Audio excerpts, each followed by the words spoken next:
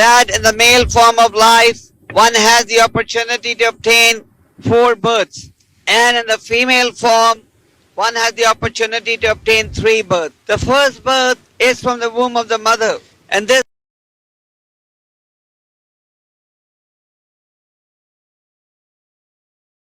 birth is common both to animals and to human beings. The second birth is realized when you accept initiation into the chanting of the Hare Krishna mantra. The third birth is realized when you take initiation into the Gayatri mantra. This is known as the Brahmin initiation. And the fourth birth is realized when you take sannyas. In our Vaishnava Sampradaya, in the male body, you can obtain 4 births. And in the female form, you can obtain 3 births.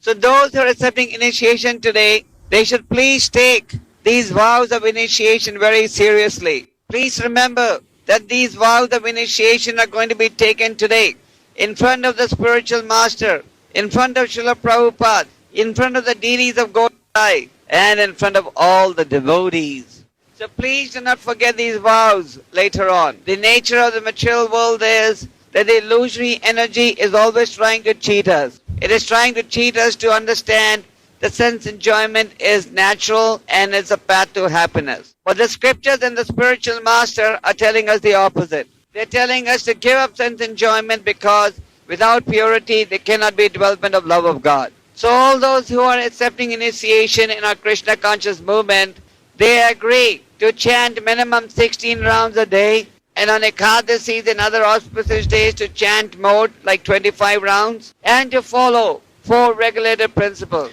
The 4 regulated principles that we follow are no illicit sex, no intoxication, no meat, fish and eggs, and no gambling. And the 5th principle is to control the mind. Now we not only have to chant the Hare Krishna mantra 16 rounds, but we should make an endeavor that we chant good quality rounds. Therefore in the Vedic scriptures, it is recommended that in chanting the holy name, 10 offenses should be avoided. In the Chaitanya Charitamrita it is explained that there are 3 different stages of chanting the holy names of Krishna. The first stage is when you chant and commit offenses at the same time. The second is when you make an attempt to minimize the offenses. And the third is when you chant without any offenses at all. So those who are accepting initiation today, they must make an attempt to avoid the offenses. It is said in the Chaitanya Charitamrita, Bhau Janma Kare Yadi Shravana Kirtana Tabutana Paya Krishna Pade Premadhana. One may go on chanting the holy names birth after birth, but unless one is chanting without offenses, he will not be able to develop love of God. Very briefly, the 10 offenses that we should avoid, the main ones are as follows. To blaspheme those who have dedicated their lives for propagating the holy names of the Lord. This is the first offense. I'm going to describe these offenses in brief now, and I'll explain them in detail in the evening. So those who dedicate their lives to preach the mission of the Lord are very dear to the Lord. Therefore, one should not criticize them out of envy. In the material world, A is envious of B, B is envious of C. But in spiritual life, envy should not be there. If you see somebody doing nice service, you should appreciate it and aspire to also do nice service like the other person. Durvasa Muni was envious of the exalted position of Amrish Maharaj. But in the end, Durvasa Muni had to run from the heat of the Sudarshan Chakra of the Lord. And wherever he ran, the Sudarshan Chakra was right behind. And ultimately when he came to the Lord told him that my devotees are so dear to me that I do not have the power to forgive you for the mistakes you have committed at the feet of Amrish Maharaj. The Lord told Durvasa, my devotees reside in my heart and I reside in their heart. They make all sacrifices for my pleasure. Therefore I am indebted to them. So envy should be destroyed and we should not offend Vaishnavas. Chaitanya Mahaprabhu said, a beautiful garden can be spoiled by a mad elephant. So all the gains of chanting the holy names of Krishna can be destroyed by this one Vaishnava aparad. Then the second offense is to consider the names of demigods to be equal to or independent of the holy names of Lord Vishnu. Fortunately, in your country, this is not a big problem. This offense is a big problem in countries like India, where people think all gods are one. There is one Supreme Lord, Lord Shri Krishna, and 33 million demigods and demigoddesses. And these demigods and goddesses derive all their strength and power from Krishna. Ekala Ishwar Krishna Sarbhataya Krishna is the only master and all others are his servants. Third is to disobey the instructions of the spiritual master or to consider him an ordinary person. So the spiritual master is the representative of the Supreme Lord. The spiritual master is not a Superman. Superman means like you probably read comics when you were young. The Superman jumps from one tree to another. He does magic all the time. Prabhupada said the spiritual master is just like a postman. Just like the postman brings letter to you intact, the spiritual master brings the message of Godhead. We understand the desire of the Lord when it is revealed to us through the agency of the spiritual master. Krishna speaks to us through the agency of the spiritual master. Therefore, one should not be independent of the instructions of the spiritual master. Thakur Bhaktivinoda has said that just like you cannot separate the body from the soul, a disciple cannot separate his life from the instructions of the spiritual master. What is the desire of the spiritual master? Only one. That the disciple continue to purify oneself. That one free oneself from the material tendencies. Because material tendencies are responsible for keeping one entangled in material existence. And the spiritual master does not concoct the process of self-realization. He just repeats what he has heard from his spiritual master. Like nearly everything that we speak in our classes is what we have heard from Prabhupada. And almost everything that Prabhupada spoke was what he heard from his spiritual master. So this way the disciplic succession traces back to the original speaker, the Supreme Lord. Disciples should not think the spiritual master will just come and flatter me. Once I was walking with Prabhupada in Bombay in 1976 and looking at my face, Prabhupada said, my business is to find faults in you. So the spiritual master's business is not to flatter the disciple, but to correct the inabilities, the shortcomings of the disciple so that he can make spiritual advancement on the journey back to Godhead. The disciple should have the humility to understand that his own mind is always cheating him. Therefore we go to the purified mind of Vyasadeva and his representative, the spiritual master, for guidance. Why is the spiritual master respected? Because he is carrying out the orders of the Supreme Lord. He is reminding us about Krishna's instructions. And through his example, he is convincing others, he is convincing us to come to the pure path. So one should not expect flattery from the spiritual master, but rather one should be willing to be chastised. The instructions of the spiritual master should be taken seriously, established in the heart. One should not take the instructions from one ear and take them out from the other ear. If you undermine the instructions of the spiritual master, then your spiritual advancement will automatically become checked. Another trick that Maya plays is, it makes you believe that now you're old devotee, you're old enough, you don't need instructions of the spiritual master. Sometimes we find that devotees are very humble when they're initiated, but few years after they're initiated, they act in a manner in which they don't need any instruction. This is Maya's trick. Once you become independent of the spiritual master's association and instruction, you gradually become independent of even Krishna's association and instruction. The next offense is to blaspheme the Vedic literature or to consider the Vedic literature to be compiled by some ordinary personality. The word Veda means knowledge, and Vedic literature is for entire humanity. This Vedic literature is not just for India or people of one country or people of one community. It is for the entire humanity. So we must understand that the Vedas contain Sanatana Dharma, eternal religion or duty of the living entity. And the eternal duty of the living entity is to engage in service to the Lord. And the Puranas are known as the supplementary Vedas. And the Puranas also should be recognized to be the work of Vyasadeva. There are 18 Puranas, and the topmost Purana is the Srimad Bhagavatam, the Bhagavad Purana. So at no point should we think, oh, now we are living in modern 20th century Ukraine or Russia, and this Vedic literature has no relevance today. Vedic literature is outdated, not for 20th century. It is just for the villagers of India. No. This is how Maya will trick you. Slowly you will lose faith in the scriptures, lose faith in bhakti, and increase faith in Maya. So we must always understand that Vedas contain eternal wisdom for entire humanity, which was true yesterday, is true today, and will be true tomorrow. The next is to consider the glories of the chanting Hare Krishna to be imagination or to give some own interpretation to the chanting of the holy names of the Lord. These are the fifth and sixth offenses. Kali Kale Nama Rupa Krishna Avatar. In Kali Yuga, the Lord incarnates in His holy name. So in Kali Yuga, all you need is the chanting of the Hare Krishna mantra to develop love of God. You don't need any other mantras, you don't need any other means. Hare Nam, Hare Nam, Hare Nam eva kevalam. Kalo nasteva, nasteva, nasteva eva gatiranyatha. It is said, Hare Nam, Hare Nam, Hare Nam. This is the only alternative in this age of Kali for self-realization. So this is the only alternative. We must have faith in this alternative and not try to resort to other mantras also. Just like watering the root nourishes the whole tree, or putting food in the stomach gives energy to the whole body. Similarly, just as chanting of Hare Krishna mantra is enough to develop love of God if we chant sincerely, following the regulated principles and avoiding the offenses.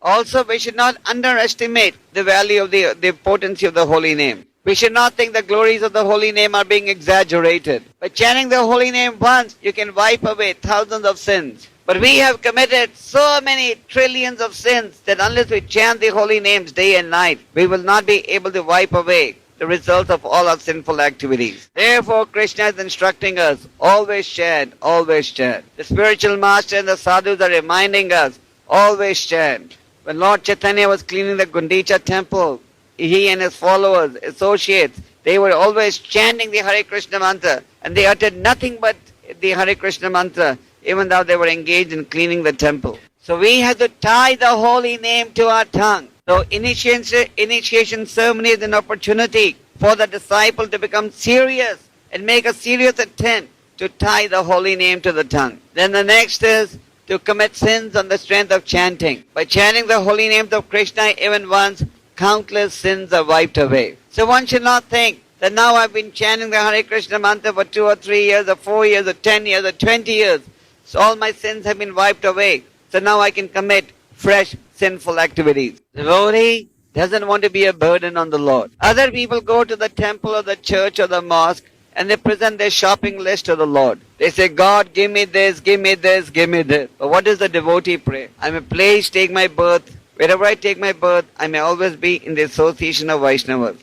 What did Thakur Bhaktivinoda say? My dear Lord, you may please, if you have to give me another birth, please give me another birth as a worm in the house of a Vaishnava. The eighth offense is to consider the chanting of the Hare Krishna mantra as one of the auspicious ritualistic activities that are recommended in the Vedas. The chanting of the Hare Krishna mantra should not be compared to some karma kanda activity. Karma kanda means you're ready to do some sacrifice, but in exchange you want some material benefit. So we don't chant the holy name so that I may get a ticket to America, or I may get this Mercedes car, or this material benefit, or whatever. We chant the holy names because through the holy name we are begging the Lord, please, please, please engage me in devotional service. Hare is an address to the energy of the Lord Srimati Radharani. So when Radharani sees that you're chanting sincerely, she recommends to Krishna, yes, please give him devotional service. When we chant the holy names of Krishna 16 rounds attentively, we are praying to the Lord, what? My dear Lord, please engage me in devotional service. Krishna will give you all types of material opulences, but bhakti, devotional service, is very rarely awarded, only to the most fortunate. So those devotees who have taken to the Krishna conscious process are the most fortunate people on this planet. The most fortunate are not those who have a Mercedes car or a nice beer garden suit or a big bank balance in Switzerland. The most fortunate are those who have taken shelter of a bona fide spiritual master and are attempting to go back to Godhead. Material happiness has a beginning and an end, but spiritual happiness has no end. Even when the devotee leaves the body, he just continues the process of serving the Lord. And the nature of spiritual happiness is, it is always increasing, increasing, increasing. Bolshoi, bolshoi. And ninth offense is to preach the glories of the holy name to the faithless. So, on the one hand, Chaitanya Mahaprabhu said, Jare dakota hai kaho Krishna upadesh. Wherever you see, tell him about Krishna. On the other hand, we are saying, don't preach to the faithless. So some of you may be confused. You may say, how are you going to determine who is faithful, who is faithless? Obviously, when you go on the streets, it is not written on somebody's face, or no one's carrying a badge. I'm faithful, so please preach to me the glories of the holy name. So the devotee preaches to everyone to chant Hare Krishna. Begs everyone that fold their hands, please, please, please take to the chanting of the holy name. But the deep meaning of the holy name may be explained only after the person develops faith in the holy name. Just like You may meet someone on the road and he asks you, Kakwa Zavud, he'll tell him your name. But you won't tell him your secrets like where you have your money or bank balance or whatever in your first encounter. So tell everyone to chant. Even if they insult you, don't feel offended. Nityananda was the original spiritual master, the incarnation of Lord Balaram. Carrying out the orders of Lord Chaitanya, he was preaching house to house in every village in Bengal. And during his preaching endeavors, he was regularly preaching to two brothers, Jagai Madai, who were born in Brahmanical family but had become debauchees. Even when Nityananda was attacked by them, blood was coming out from his forehead. He was still with folded hands pleading with them, please chant, please chant. So with the same humility, we have to carry out the orders of Chaitanya Mahaprabhu. So those who are accepting initiation, they should also understand that they have to tangibly help in spreading Lord Chaitanya's message. Don't take initiation and then go into semi-retirement. Sometimes you see devotees work hard till they are initiated, but after they are initiated, they think they've conquered the whole world and they go into retirement. Prabhupada said, initiation is only the beginning. So now it's the beginning. It's the opportunity for you to take the opportunity of initiation seriously and show to the spiritual master and Krishna how you want to dedicate this life to the Lord's service. The last offense is to maintain material attachment in spite of chanting the holy names of the Lord. So, material attachments are responsible for keeping us entangled in the material world. And as long as you maintain material attachments, you're guaranteed to stay. So we have to break our material attachment. This does not mean that you have to abandon doing your duty. Just like if somebody is in the Grihastha ashram, he may have some duties to do. But the purpose of executing all transactions should be pleasure of Guru and Krishna. Material attraction, material attachment looks beautiful only when you don't have spiritual knowledge. Just like in the presence of sunshine, darkness is destroyed and everything becomes vividly clear. Similarly, in the presence of spiritual instructions, one understands the foolishness of maintaining material attachment. Now, all those who are accepting initiation, they must also understand the importance of sadhana bhakti. Sadhana bhakti means attending Mangalarti, class, Guru Puja, chanting your rounds in the morning. Those are grihasthas. Then they should arrange their schedule at home in such a way that they can carry out these programs. It is not that now you are grihasthas, you can get up at 8 o'clock in the morning and do your Mangalarti at 9 o'clock. Then you are not grihastha, then you are grihamedi. Grihastha means one who leads a disciplined life. So those who live at home must practice the process of sadhana bhakti at home. And those who live in the ashram must take advantage of the temple schedule. Of course, some of you live in ashrams which are very far from the temple. So in that case, you may make a schedule so that in the ashram you can follow the temple schedule. So on this auspicious day, 23 candidates are taking initiation into the chanting of the holy names. So my humble request on behalf of Srila Prabhupada and the entire Parampara is, please take this opportunity very, very seriously and be determined to succeed on the spiritual path. And also those who are accepting initiation, in addition to chanting, they must take a vow to also read Prabhupada's books every day. Every devotee should try and read at least for 1 hour a day. Don't read the books when you're about to fall asleep. Read them when you're fully alert. Just like you don't fall asleep in front of prasadam. Don't fall asleep while chanting and reading. And everyone should also execute service. There are many different types of service that one can engage in. But one service that Prabhupada emphasized the most was the service of book distribution. This is known as Samkirtan Yagya. So Samkirtan Yagya is the Yagya for this age. So Samkirtan Yagya consists of 2 different aspects. One aspect is chanting the holy names and spreading the chanting of the holy name.